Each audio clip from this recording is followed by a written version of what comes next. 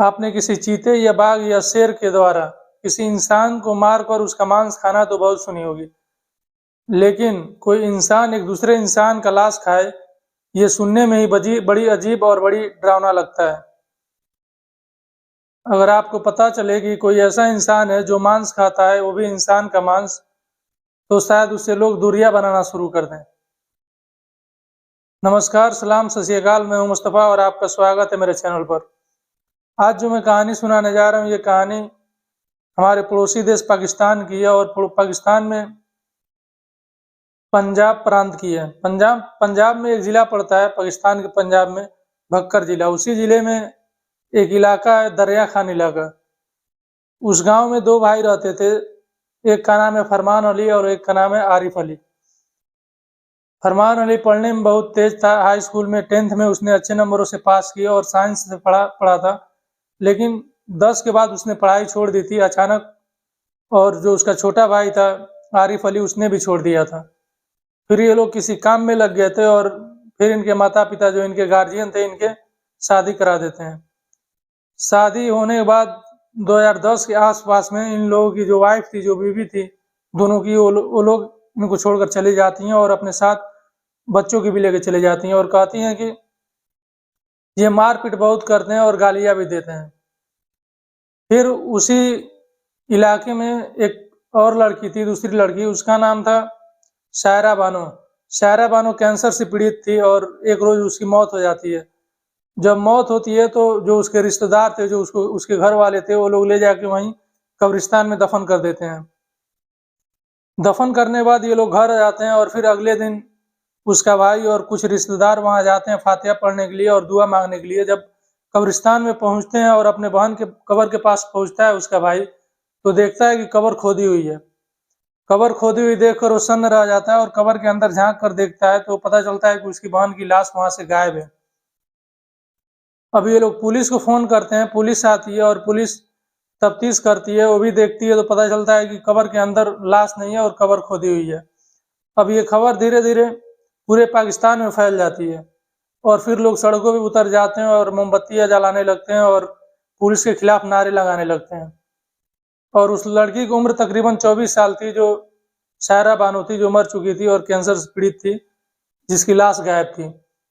Police के ऊपर इस समय प्रेशर ज्यादा था क्योंकि पूरे पाकिस्तान में पुलिस का विरोध हो रहा था। पुलिस परेशान थी कि किस तरह इसको जल्दी से जल्दी मामला को सुलझाया जाए। तभी किसी दूसरे व्यक्ति से पता चलता है कि इधर एक शख्स आया था जिसको घूमते हुए देखा गया है और वो शख्स पुलिस को उस शख्स का हुलिया बताता है और फिर उस हुलिये के शख्स को पुलिस ढूंढती हुई उसके घर तक पहुंच जाती है। एक घर तक पहुंचती है और उस घर का दरवाजा खटखटाती है। दरवाजा खुलती है तो अंदर पुलिस जाती है। दरवाजा खोलने जब खुलता है दरवाजा तो अंदर आरिफ अली था और आरिफ अली के माता पिता थे जो बुजुर्ग हो चुके थे, और एक आरिफ अली की बहन थी जो मानसिक रूप से कमजोर थी, पागल थी वो। लेकिन वहां फरमान अली नहीं था, आरिफ अली था। पुलिस पूरे घर की तलाश करती है, घर में ढूंढती है, लेकिन कहीं से शायरा बानो की लाश नहीं मिलती है। अब पुलिस की नजर एक और रूम पे पड़ती है जिसमें ताला लगा हुआ था। पुलिस आरिफ अली से कहती है कि ये रूम खोलो, रूम की जांच करनी है। आरिफ अली कहता है कि ये रूम फरमान अली का है और घर पे नहीं है, वो मेरा बड़ा भाई है, वो आएगा तो रूम खोलेगा। लेकिन पुलिस जब जबरदस्ती करती है तो आरिफ अली एक दूसरे चाबी से उस रूम को खोलता है और पुलिस अंदर जाती है। अंदर पुलिस जाती है तो वहां की हालत देखकर पुलिस चौंक जाती है, क्योंकि एक पतीला रखा हुआ है और उस पतीले में कुछ मांस पके हुए हैं और करी है उसमें, और वहीं चाकू रखा हुआ है और एक कुल्हाड़ी रखी हुई है और लकड़ी भी रखा हुआ है वहां पे, जिस पे कसाई वगैरह मांस को काटते हैं। फिर पुलिस जब ये देखती है तो उतना इस पे वो ध्यान नहीं देती, क्योंकि आम बात है, हो सकता है पुलिस सोचती है कि कहीं ये लोग गोश्त वगैरह काटे और पकाएं और रखे हों। लेकिन अब पुलिस ये देख कर वहां से वापस लौटने वाली थी, तभी जो इंस्पेक्टर थे वहां के, उनकी नजर चींटियों की लाइन पे पड़ती है। एक मोटी लाइन थी जो चींटियां जा रही थी एक तरफ। जब उस लाइन पे उस इंस्पेक्टर की नजर पड़ती है तो उन चींटियों की तरफ वो भी जाने लगते हैं जिधर चींटियां जा रही थी। उधर जाते हैं तो देखते हैं कि सामने एक चरपाई रखी हुई है। चरपाई को हटाया जाता है, उसके नीचे एक बोरा था। जब बोरा खुलता है तो पुलिस चौंक जाती है, जो आस पड़ोस के लोग थे वो भी चौंक जाते हैं। क्योंकि जब बोरा खोला जाता है तो उसमें से सायरा बानो की लाश निकलती है और सायरा बानो की लाश का एक जांग काट दिया गया था।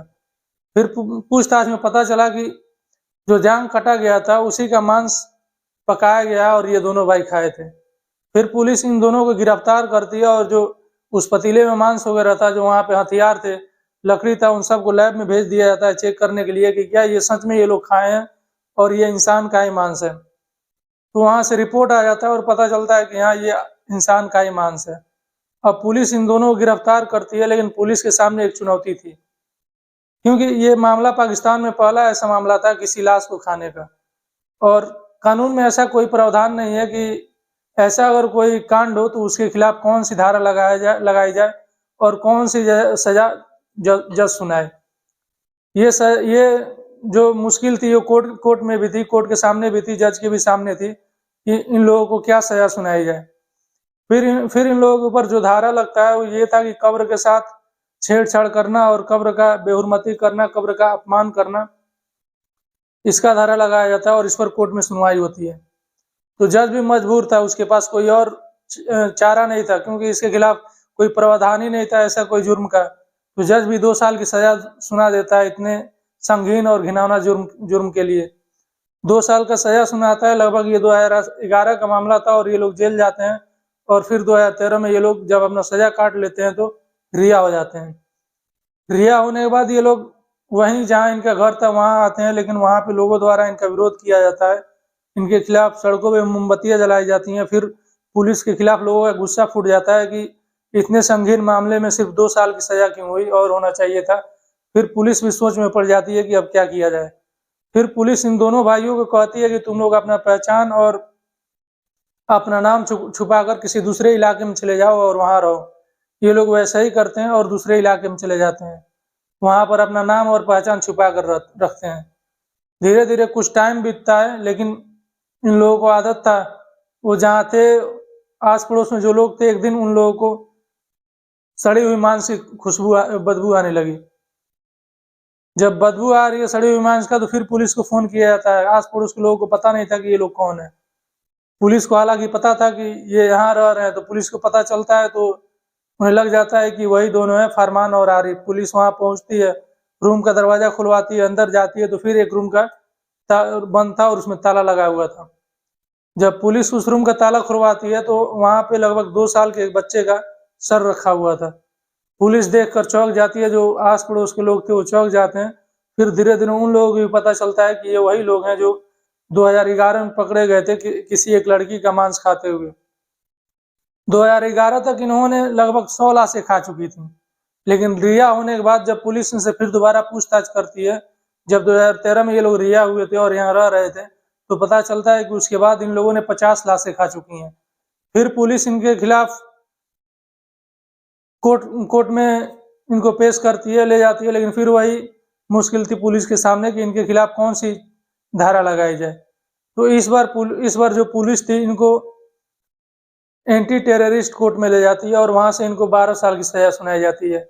अब ये लोग जेल में हैं और अपनी सजा काट रहे हैं। इनकी सजा पूरी होगी लगभग 2027 या 28 में 12 साल पूरा हो जाएगा। फिर ये लोग बाहर निकलेंगे तो देखने वाली बात ये होगी कि क्या ये अब सुधर गए या अभी भी इनके अंदर वही हरकतें हैं।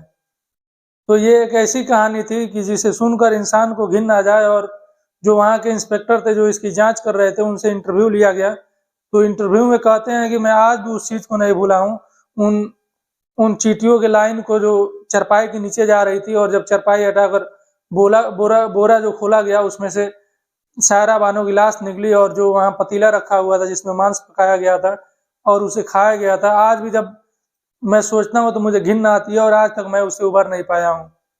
तो ये थी एक अजीब कहानी। आपको कैसी लगी कमेंट बॉक्स में जरूर बताइएगा, और आपसे रिक्वेस्ट है कि हमारे वीडियो को लाइक कीजिए, शेयर कीजिए और हमारे चैनल को सब्सक्राइब जरूर कीजिएगा।